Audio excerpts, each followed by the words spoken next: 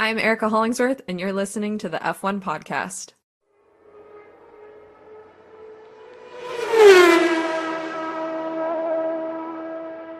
What's up, everyone? It is Ricci here from the F1 podcast. Hope you're having an amazing Tuesday evening. It is October 29th, 2024. Recording this a couple of days after the Mexican Grand Prix.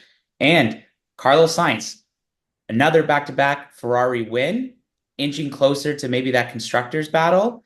A lot to dissect in this week's episode. I'm here with Andrew Cleary. Andrew, how are you doing, my man? It was a very interesting race. A lot of impatience was provided on the track and a lot of in-team fighting amongst junior and senior teams. Let's put it that way. It was like a really interesting weekend. I think there's obviously some people on the hot seat, and let's get right into that. I mean, you want to talk about hot seat? Let's look at Sergio Perez. A dismal qualifying to say nevertheless, and then you had Liam Lawson stepping into the V card seat, and even like the start of the race, and then the potential. Let's say the gesture, the nice little gesture that Liam gave in the middle of the race towards Sergio. But I mean, not a great weekend, and it seems like for Sergio Perez, the last couple of Mexican Grand Prix, it has not gone his way. No, it was a colossal collapse from Red Bull and RB this weekend. I mean, turn one, Yuki didn't even make. He got caught up in the whole Constantina effect and got hit by Albon, and he went flying into the runoff area on turn one. And then, just again, another abysmal, uh, qualifying performance by Checo at your home GP, nonetheless. Your ass is so hot right now that you're like sitting on coals, depending if you're going to have a seat next year, and you come away with a P18 to start. Like, dude, what are you doing? This is a track that you've performed well at before. Red Bull traditionally performs well, and your teammate was able to qualify up towards P2, and you were stuck in like P18. It's just a typical performance from Checo that we've seen recently, and I don't blame the junior team drivers, Sonoda and Lawson, for giving that extra mile to showcase, hey, I deserve to be in that second seat next season and not Checo. Yeah, and there were some reports that even come out this week that I mean, Christian Horner have already admitted that like it doesn't seem like Perez is still going to be in that seat in Brazil. Mind you, we are recording this like on Tuesday, but we talk about how Red Bull needs both their drivers to stand up or like have a shot at the constructors this year, especially within a resurgence McLaren.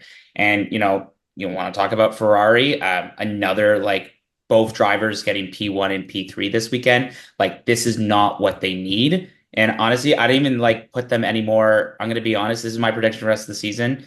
They're not going to win the constructors. It's either going to be, I would give the advantage to Ferrari right now, just on they struggled it earlier in this at the midpoint of the season, but they've gotten this resurgence with winning last week and then this week. But I mean, there's Colossus, and then even the little bit of fighting between Liam and Perez on the track was not very helpful for the Red Bull camp. No, and I understand Lawson's frustrations to want to go and be, the number two driver at Red Bull, but there are better ways to showcase a performance as to doing that. Infighting and just being a dick on track against Perez, not working out, and then to show him that you think he's number one doesn't also help your case too. You want to showcase that you're better than Perez. Not you don't want to tell number Perez he's number one. Like you can't do that. He even went out of his way to do that in the car. He like leaned over pretty good to show the bird. I was like, what are we doing? Like, I guess it's down the street. They have nothing really else to worry about. But I mean, man, Do a just barrel roll. it was a lot of impatience from the Red Bull team this weekend. Perez's side pod was just completely screwed up, and again, abysmal start, abysmal finish, and due to the fact that he's not been able to perform. As you mentioned, John, they've jumped down to P3. There's no way they're even finishing P2, let alone P1 in the Constructors Championship. And to say that this is like an all-time fumble the bag from Red Bull, considering how they started the season to where we are today, it's quite a 180, to say the least.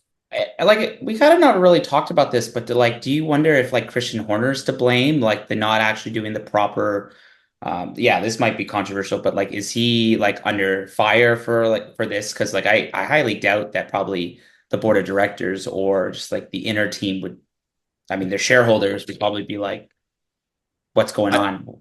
I think this is a snowball effect. I think based on all the reporting that's happened, especially with between Christian Horner and employees at Red Bull, especially with the infighting that's been happening with Yost.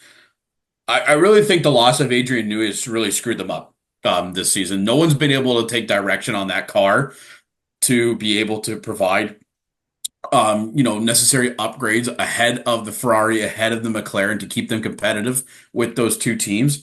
And I think a lot, when you see a lot of people also leaving to go to other teams next season, I think that just there says something about the culture of the team and it's starting to break.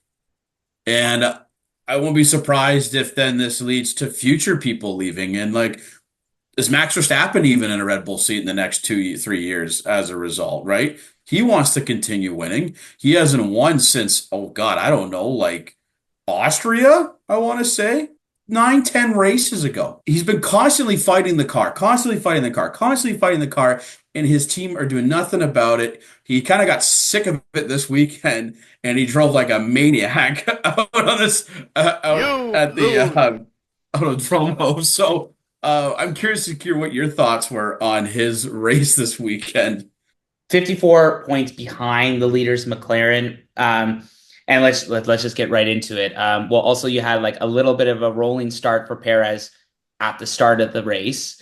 Then you had both two double penalties for impeding Lando Norris. So, Verstappen got hit with 10 seconds and then later got hit with another 10. I don't know if you've ever seen Christian Horner come out with actually showing the reporters the data to kind of try to back up his argument. I've never really seen that as like a team principle, but I mean, I think one of the big things I've learned is just is it the consistency in just some of these calls? Because, and it's really going to come down to these fine margins the last couple of these races. I mean, we can talk about Abu Dhabi again, 2021, but I don't know, is this impeding? Is that impeding?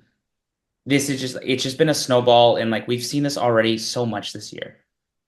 Well, the two penalties that he did incur, he literally drove Lando off the track. So I think Yeah. that's pretty blatant case of impeding. But I mean, again, we saw that in 2021. We let them fight in Brazil. I think sometimes the stewards just tried to manufacture penalties at times too, or not incur penalties so that they can maintain the interest of the race, interest of fans sometimes from a viewing perspective. But I don't blame the stewards for giving Max 20 seconds here. They were pretty egregious penalties, and the fact that he was able to come back basically from P19 after serving like a double pit stop pretty much with the 20 seconds. Uh, he did fantastic work to get back up to P6. And I think though, with that, there was some missed opportunities by other teams this weekend that we'll get into. But for Max, you just got to be thinking, you just got to find any ways to to maximize your points this weekend. And I think that's why he was trying to overtake Lando, was to try to find ways to maximize points, especially in an inferior car compared to the McLaren, but compared to the Ferrari. So were the decisions harsh? Maybe, but I mean, I think they were justified based on the actions on track. Yeah, no, and I totally like agree with that sentiment. I've just never seen. I don't think I've seen Christian Horner actually pull out data and show it in front of reporters Do a like this barrel before. roll. But someone please fact check me. So we want to talk about like positioning. It's just similar to when Max and Lewis had their crash at Silverstone in 2021, and Toto sent Michael an email with the data. Well, Christian's like, F the email. I'm going to print it out, old school style and give it to the stewards. Best average finishing position since the summer break. Verstappen has been on average fourth place. Lando Norris 2.5, Leclerc 2.5, Carlos Sainz 3.8, Oscar Piastri 3.83. Just the writing's on the wall. Yeah, he's probably getting at a point as a driver. He needs to maximize points, and we've known that Max Verstappen is not afraid to kind of do some questionable things on the track. I think the real key performance this weekend was the impressive drive from Carlos Sainz from start to finish on Sunday. Unfortunately, we didn't get to watch it much because the international feed just kept showcasing the fight between Lewis and George the entire time. And I get it. It was like the best battle on track. I mean, it would have been nice to see Carlos just drive off into the sunset for a few more laps in that case. First lap and just kind of maintaining that consistency. It also helped that Leclerc, for the most part, played team player in P2. Mind you, his, that almost freakish accident coming around and putting his car into the wall. I don't think I've seen anybody recover from that. Mind you, I could have been nice to have another 1-2, but it was kind of a little bit of a bittersweet, and I guess we'll talk about that. He's worked so hard on this team, and I think the team was probably like, I think you definitely deserve this win. I don't know if it's just Mexico, but I think it will be a little bit bittersweet seeing, because I think Ferrari really loves both these two drivers. And how much the work that Carlos has put in the last couple of years, and even pushing Leclerc sometimes and saying like, you might be, the golden boy here, but I'm not be afraid to push my boundaries to showcase why I deserve a seat. And we're lucky that we're going to see him driving for Williams next year, maybe not to the same magnitude of what he's able to do in Ferrari, but no, as much as I love Carlos here, I think Ferrari made a huge miscalculation this weekend. I might be a little harsh in saying this, but if you listen to our pod last week, I mentioned that Charles had to average about 16 points per weekend or per race weekend to be able to take over Verstappen's lead, assuming that he also keeps Lando behind him in the championship and kind of overtakes that 50-point advantage, right? Which you can do if you continue to finish first in every race with fastest lap points and so on and so forth. There was a point in time where Sainz and Leclerc were 1-2 in the race, and I think there should have been the conversation that should have happened was that Charles would have been flipping for Carlos. And I say this because this was a grand opportunity to really chew into Max Verstappen's World Drivers' Championship lead this weekend. You were going to do well in the constructors anyways. If you finish 1-2, regardless, you're going to maximize your points there pretty much. But what do we always hear about Charles, right? He's the golden child. He's the golden boy, right, at Ferrari. Then make him one. Give him the preference in that case. And I understand there's sentiment for Carlos to leave Ferrari, but in all honesty, they would have kept him if they wanted to keep him. Your sort of idea, right? They didn't have to sign Lewis, right? But based on the way that the cards fell in their decision to move on from Carlos, it's I don't know if does Ferrari owe him anything? Well, I think they owe him. They owe him to the end of the season, but he won them 4 races. That's fair, but I mean, Charles is in a better position right now to overtake and basically maybe come from behind this whole season and win the Drivers' Championship. Right. And this was a great weekend opportunity to do that with Lando and Max fighting with each other. Right. Max dropping all the way down to P6. He had a chance to score, 17 more points this weekend than Max and beat Lando. So you would have been able to cover both off to get to Max. But based on decisions, Carlos and Charles were fighting and Carlos needed to pull away. Charles really screwed up his back tires, and then that kind of gave him the issue with Lando, which then he went for the fastest lap to then be able to get that extra point. But I really do think that they really made a strategy error this weekend in terms of not putting Charles ahead of Carlos in that case. Well, I guess this is the first time I respectfully disagree with you. I think the focus probably on them right now is just the constructors. Maybe if this was maybe earlier on, there could have been a conversation if this fight is happening, maybe now we start prioritizing the drivers. But it seems like from Fred Vasseurs' perspective, and it seems like from the team's perspective, all eyes are now on the constructors, and that's what they're kind of aiming for. totally get that it's in this sport, it's not just the drivers, it is the constructors. So it depends on philosophy. What do you want to go for these last couple of races? Well, I think then they have a I yeah. ask you, then what are they going to do next year when they have Lewis and Charles? Are they going to be like, oh, it's okay, guys, you guys can share victories, blah, blah, blah. Like, great, Constructors Championships are fun. But I mean, the World Drivers' Championship is where the prestige is. And if we're going to go by this same attitude, Fred Vasseur under Ferrari will never win a World Drivers' Championship unless it's 1-2. Look, they were able to figure it out with Michael Schumacher when he was there with Rubens Barrichello. So like I have no doubt, and I guess it's going to probably be one of those first conversations when Lewis walks into Marinello and they sit down with Leclerc and says, "Okay, here is like our next 5 years as a team under both of you, and this is what we need to talk about." I feel like we can go on totally on this conversation, but let's talk about some other teams there. Andrew, Fernando Alonso, 400 races, a Oh, career, like just thinking about like from the first moment he stepped into F1. But for some reason, whether if it's a 100th race, his 200th race, I think he had a hydraulics issue. And it was just tough to watch. I mean, poor guy. He was kind of competing up early with Stroll. They made some good placement up, but it just, unfortunately had to retire the car, and it sucked. His 400th career Grand Prix. Like that is just an astronomical number to think about. 400, and just the way it was and the way it ended, just it was so unfortunate to see.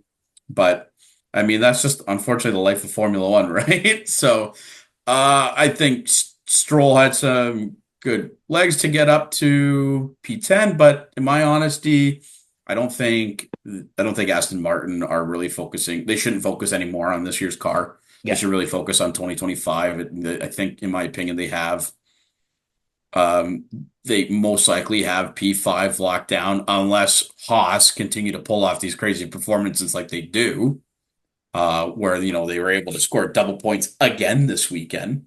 I think that this is But I don't know if they're really, I really don't know if Aston Martin should even focus really on getting money for next year's car. To me, it really matters in 2026 when Adrian Newey is going to be, leading the charge in that regard. I think that's where the flip is really going to come. I think we saw spurts of it last year of what can happen. But unfortunately, just they have not been able to make it happen anymore. And I don't think it should be worth their time and effort or even money from the cost perspective to continue to develop the car for the next few races. and you already just mentioned like Haas there. They scored their third double points finish of the season, fifth points scored in a row. Kevin Magnussen drove like a brilliant race to get P7, his best finish in more than 2 years since Bahrain 2022. Speaking about him, I know he's not returning next year at Haas, but I mean, just trying to kind of show some momentum. And like I think this is like it's so wild to think about like how we've talked about this team last year, the year before, and see what they've been able to accomplish on this weekend. I guess what else stood out for you in Mexico City? I still really love that baseball Oh, stadium yeah. turn party section. I would love to go to a race there. I I think Mexico has amazing fans, in my opinion, really great atmosphere overall. Thoughts on the track. I mean, it is what it is at that point, to be fair. We're kind of getting into like one of my favorite parts of the season now, where it's like it's Mexico and then it's followed by um, you know, Interlagos, and then like honestly the Las Vegas Grand Prix. There's just gonna be some exciting racing coming up in the next two races. I really can't wait to watch. And especially with Brazil, it's always just an absolute riot with regards to how the drives goes on. But I think overall, also going back to this weekend, I would honestly say Alex Albon had a really hard weekend. He crashed out in one of the free practice sessions. He with Ollie Behrman, I think it was FP1, and then he crashed out at the beginning of the race. Didn't even get score. Didn't even log a lap. It was tough for Williams in that regards. Yeah, I think probably he was so happy just to get out of Mexico City and move his way to Brazil. And even like I guess let's maybe start shifting over to Brazil. I think we've seen some amazing drive in São Paulo. It's always been a has been a track that is, we've seen some tough races there that literally have been decided on the final lap or the final turn. I'm just looking forward to some really great racing. I think it's a sprint weekend coming up too, so there's more points up for grabs. Um, I wonder if the Max Verstappen monster is going to explode this weekend and he's going to crash out, or we're going to see more of the same in Mexico. He's going to take Lando with him. I'm not too sure. But again, based on this racing, we're going to be reaching a tipping point soon where someone's going to make a miscalculation and they're going to take each other out. And then at that point, I'm going to go back to my Charles Leclerc here, theory here, because I'm going to ship him to the end of the season at this point. If you're 1-2 a Ferrari and you see that happen and Carlos is ahead of Charles, you have to make that flip. You have to make that flip. But I don't know. I have a feeling Ferrari are going to catch McLaren in the Drivers' Championship. Oscar had a really tough weekend this week in qualifying, and he just wasn't able to get into deeper points. He's still finishing the points, but I mean, just wasn't able to get up to where the levels need to be. Where I think Carlos and Charles's form right now are very good. They have a great car. So I think you should be very excited if you're a Ferrari fan going into this weekend. Expect a double podium finish, in my opinion. I think, yeah, just given the traction of the both last two races, it's very possible, and just the spirit in the team. I'm curious what our fans, if whose side do they think that is, I wouldn't say right, but like, who do they agree with? Who do they agree with? I guess like your statement is they should be focused on the drivers. I think they should focus on the constructors right now. And we're going to put that in the comment section on our next reel, and we'll see who reigns supreme with our fans. And again, we're over the 1,100 followers link on social media, on Instagram. So continue supporting us. Hope we can see you at more races at Trinity Common. And last parting words, Andrew, anything before we end this week's episode? No, honestly, please comment your thoughts. We'd like to know which way how you feel. And then we also want to know what you think your surprise, what your surprise prediction is going to be for Brazil this weekend. Maybe Haas finishes in the top 5. I don't know. That's mine. I'm gonna say another Ferrari 1-2, and maybe Hamilton on the podium. Maybe Sergio Perez doesn't have a seat by the end of the weekend. We don't know, but we'll find out come Sunday. Thank you for tuning in to this week's episode of the F1 podcast. A lot to unpack with the Mexico Grand Prix. Congrats again to Carlos Sainz for winning this weekend's race. Constructors Championship is very hot right now between McLaren and Ferrari. Curious if this is going to change the Drivers' Championship, but we will all know once after São Paulo, leading into the rest of the season. I'm Jonathan. That's Andrew. Erica couldn't make it to this week's episode. Make sure to hit a subscribe button on all our social medias and tune into next week where we will talk about the São Paulo Grand Prix. Thanks, everyone.